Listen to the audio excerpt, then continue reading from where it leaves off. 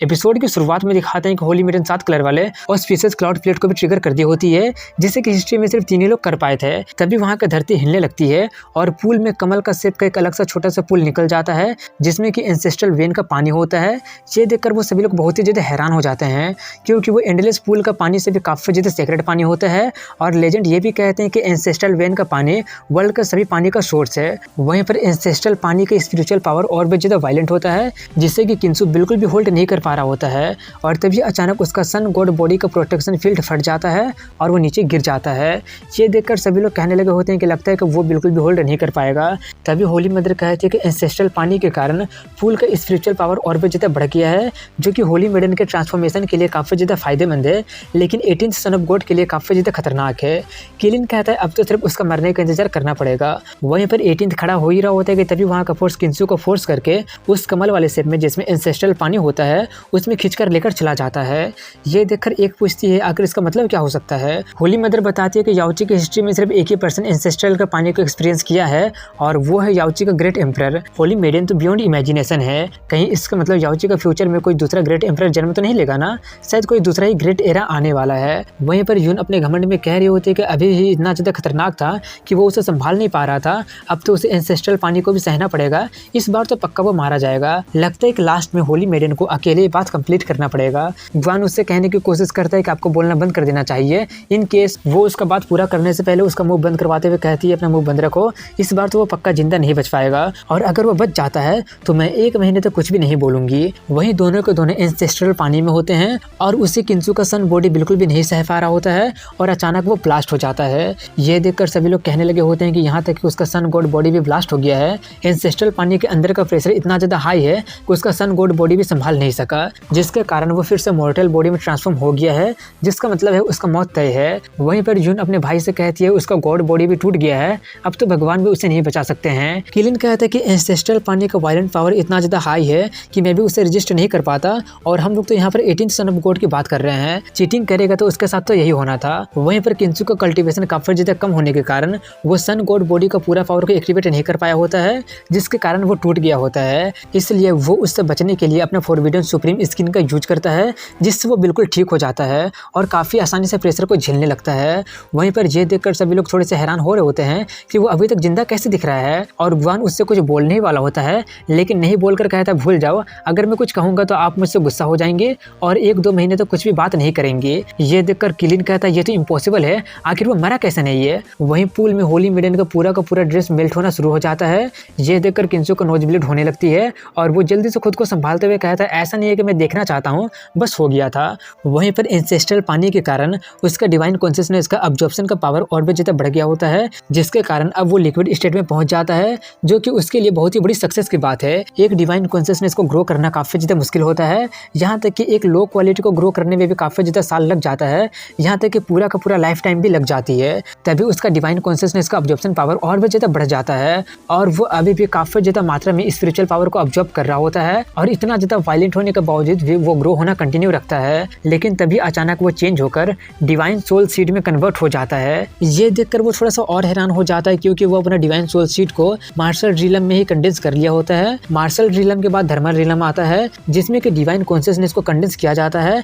धर्मा realm के बाद spirit realm आता है और उसमें डिवाइन सोल सीड को कंडेंस किया जाता है। लेकिन किंसु ये 2 लेवल पहले ही कर लिया है, जो कि काफी ज्यादा अविश्वसनीय बात है। इस बार याओची में आने से उसका बहुत ही ज्यादा फायदा हो गया होता है। इसके बाद वो अपना सीड को अपने माइंड में डाल लेता है। इसके बाद दिखाते हैं कि वो वायलेंट पानी किंसु को छोड़कर अब होली मेडन पर हमला करना शुरू कर दिया होता है, जिससे उसे काफी ज्यादा तकलीफ होने लगती है। ये देखकर किंसु कहता है मुझे तो मेरा फॉरबिडन सुप्रीम स्किन बचा ले रहा है, लेकिन उसे कौन बचाएगा। तभी अचानक किंसु जो अर्थ और हेवन के लोगों को ऑब्जर्व किया होता है वो आकर उसे प्रोटेक्ट करने लगते हैं और वो सिर्फ उन्हें प्रोटेक्ट ही नहीं कर रहे होते हैं बल्कि उनमें ऑब्जर्व भी हो रहा होता है। इसके कुछ देर बाद का सीन दिखाया जाता है जहाँ पर होली मेडन होश में आ जाती है। उसे देखकर किंसु कहता है फाइनली अब तुम होश में आ गई हो, अब तुम अपना ट्रांसफॉर्मेशन को कंप्लीट कर चुकी हो। वो कहती है थैंक्स, क्योंकि आपके बिना मैं आखिर तक सर्वाइव नहीं कर पाती। किंसु कहता है आखिर हमारा रिलेशनशिप क्या है, जल्दी से कपड़े पहनो क्योंकि मैं सब कुछ देख सकता हूँ। ये सुनकर वो काफी ज्यादा शर्मा जाती है और रेनबो ब्रिज को देखकर कहती है इसका मतलब बातें कंप्लीट हो गया है, अब मैं पहले जाती हूँ। ये बोलकर वो वहाँ से जाने लगती है, जिससे उसका हेयर स्टाइल चेंज हो जाता है और वो अपने आप एक बहुत ही ब्यूटीफुल ड्रेस पहन लेती है और इसी के साथ उसका फेरी में ट्रांसफॉर्मेशन कंप्लीट हो जाता है और वो नीचे आ ही रही होती है कि तभी अचानक वहाँ का पूरा धरती हिलने लगती होती है, जिसे देखकर होली मदर काफी ज्यादा खुश होकर कहते हैं कि होली मेडन का फेरी में ट्रांसफॉर्मेशन ने याओची में ड्रामेटिक चेंजेस को ला दिया है, जिससे याओची अभी थोड़ा सा ऊपर उठ गया है और जब याओची का फेरी एम्परर बन जाएगी तब दोबारा से याओची ऊपर आसमान में उड़ने लगेगा। वहीं पर किंसू को दिखाते हैं जो कि नीचे आकर उससे कांग्रेचुलेशन कहता है और मजाक करते हुए कहता है कि जब तुम एम्परर बन जाओगे तो मुझे भूल मत जाना। वो कहते हैं कि आप मजाक अच्छा कर लेते हैं, एम्परर का पोजीशन तो एंशिएंट टाइम में भी अचीव करना बहुत ज्यादा मुश्किल था, तो अभी के वक्त में तो और भी ज्यादा मुश्किल होगा। किंसू कहता है अब जबकि हम लोग एक साथ बात कर ही चुके हैं तो क्या तुम मुझे फिर भी 18th सन ऑफ गॉड करके बुलाने वाली हो। ये सुनकर वो शर्माते हुए उससे किंसू कहती है। वहीं पर ये देखकर क्लीन का दिमाग बहुत ही ज्यादा खराब हो रहा होता है और वो सोच रहा होता है कि 18th सन ऑफ गॉड ने ना सिर्फ मेरा प्यार बल्कि मेरा चांस भी चुरा लिया है। इसके बाद किंसू को दिखाते हैं जहाँ पर वो उन्हें गुड बाय बोलकर जाने लगा होता है, लेकिन तभी होली मदर उससे कहते हैं कि आपने यहाँ पर बहुत ही सारा अपॉर्चुनिटी को गेन किया है जो कि फ्यूचर में सन ऑफ गॉड का बैटल में आपका काफी ज्यादा काम आएगा और कुछ समय के बाद होने वाला सन ऑफ गॉड की मीटिंग में आपका साइन होने का इंतजार रहेगा। होली मेडन भी उसे गुड लक बोलती है। इसके बाद वो लोग गुड बाय बोलकर वहां से चले जाते हैं। उनके जाने के बाद होली मदर उससे पूछती है कि अब तुम किंसू के बारे में कैसा फील करती हो। वो कहती है वो काफी ज्यादा अच्छा पर्सन है। होली मदर बताती है कि जितने लोग मेरे साथ पास्ट में बात किए थे वो सभी लोग एंडलेस पूल में ही मारे गए थे और जो लोग सर्वाइव कर पाए थे वो लोग भी हाफ क्रिपल हो गए थे, लेकिन इस वक्त 18th सन ऑफ गॉड बिल्कुल सही सलामत निकल गया है जो कि काफी ज्यादा अविश्वसनीय था। ये सुनकर वो कहती है ये इतना ज्यादा खतरनाक था, अगर मुझे पहले पता होता तो। होली मदर उनके बात को वहीं पर काटते हुए कहती है मुझे पता है कि तुम क्या कहना चाहती हो, तुम्हारा हार्ट बहुत ही ज्यादा प्योर और थोड़ा सा वीक है, अगर तुम्हें पहले से पता होता तो ये तुम्हारे बात को प्रभाव कर सकता था, लेकिन अब जबकि 18th सन ऑफ गॉड बिल्कुल सही सलामत ये सब कंप्लीट कर लिए हैं तो अब इसके बारे में बात ना ही करे तो ज्यादा अच्छा रहेगा। दूसरी बात मैं ये कहना चाहती हूँ कि उनके साथ बात करने के बाद उनके लिए तुम्हारे पास फीलिंग डेवलप होने लगेगा, यहाँ तक कि मेल फीमेल लव भी बातें में नेगेटिव इंपैक्ट डाल सकते हैं। अब तुम फ्यूचर में उनके साथ कैसे गेट अलोंग होने वाली हो। वो कहती है मुझे नहीं पता। होली मदर कहती है अब जबकि तुम्हें नहीं पता है तो मैं तुम्हें बता देती हूँ कि अब तुम्हें करना क्या है। तुम जांग किंगर याओची का फेरी के स्टेटस और ऐसा ब्लड लाइन जो कि नोवेल से भी कंपेयर नहीं किया जा सकता है, फ्यूचर में तुम्हारे पास सिर्फ एक ही रास्ता है और वो है ग्रेट एम्परर के पाथ पर चलना। इसलिए 18th सन ऑफ गॉड के लिए तुम्हारे पास चाहे जितना भी फीलिंग क्यों ना हो उन सबको खत्म कर दो। तुम्हारा लाइफ का सिर्फ एक ही गोल है और वो है राजगद्दी को हासिल करना। फेरी बिक्सी से सीखो और उनका वाला गलती मत दोहराना। क्या तुम समझ गई हो। वो कहते हैं हाँ मैं समझ गई हूँ। इसके बाद किंसू को दिखाते हैं जो जाहिर होता है कि तभी वो गाँव से पूछता है ये बाई कहाँ पर चली गई है। वो बताता है कि सीक्रेट फिश खाने के लिए वो याओची के बाहर गई थी, इसलिए वो दोनों जाकर उसे ढूंढने चले जाते हैं। वहीं पर बाईजो को दिखाते हैं जो उसे खाकर कहती है कितना भी काफी नहीं था।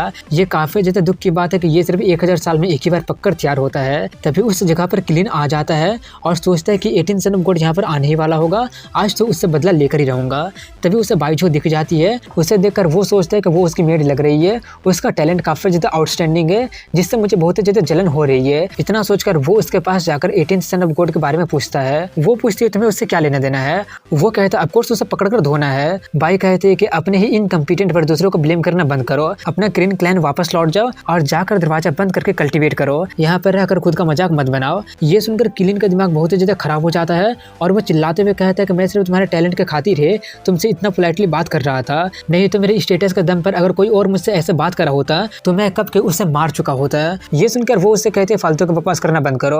वहीं पर क्लीन उससे कहता है कि दुनिया में सभी तरह का मास्टर और सभी तरह के मेट्स होते हैं, लेकिन तुम तो 18th सन ऑफ गॉड से भी काफी ज्यादा एरोगेंट निकली, लेकिन मैं तुम्हें नहीं मारूंगा क्योंकि तुम्हारे जैसा टैलेंट को खत्म कर देना काफी ज्यादा शर्म की बात होगी। इसलिए मैं तुम्हें एक चांस देता हूँ, किंसू को छोड़कर मुझे फॉलो करोगे और मेरे साथ मेरा काइलिन प्रोटोस क्लान चलो। उस लूजर के साथ रहने से अच्छा है कि तुम मेरे साथ रहो। बाईजो उसे कहती है बोला ना बकवास करना बंद करो और जाकर निकलो यहाँ से। ये सुनकर वो और भी ज्यादा भड़क जाता है और कहता है अगर ऐसी बात है तो मुझे ब्लेम मत करना।